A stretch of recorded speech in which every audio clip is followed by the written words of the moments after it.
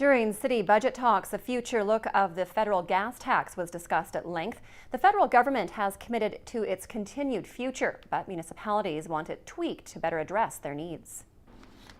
For every litre of gas we consume, a portion of the federal tax collected from it winds up back in municipal coffers through the federal gas tax. In some cases, like Prince George, it's a large check. Over the past 5 years, we've gotten $12 million from the gas tax fund. We use it extensively, but what we need to do is look at ways that it comes from the federal government to the province, and then it has to come out through UBCM to the different municipalities. And BC has a different model than other provinces do, and we want to re-examine how the money gets distributed. The money for the gas tax is handed from the federal government to the different provincial governments. In BC, the provincial government has the Union of BC Municipalities oversee it. That organization hopes to see some changes.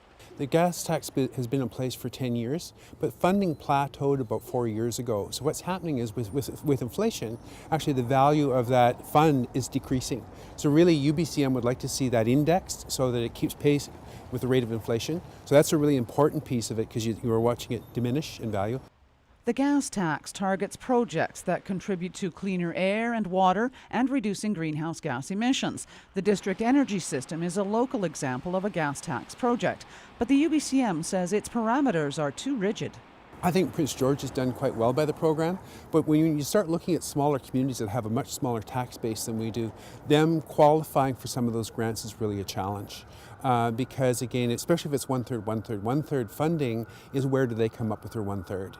So again, what UBCM is asking for, and I think FCM is asking for the same, is a lot more flexibility, acknowledging that communities know what their needs are. The Federation of Canadian Municipalities is pleased the current federal government has committed to the program, but they may not be the next government. You have to keep your foot on the gas to make sure that the needs of municipalities are met. The gas tax fund has been excellent for us, and it's important that we maintain it because it's not application-based the way it has been. You know, by having stable, predictable funding, we don't have to make guesses each year about what kind of revenues we're going to be getting at the City Hall. That's how all infrastructure money should be done.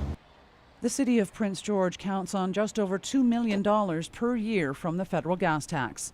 Cheryl Jan, CKPG News.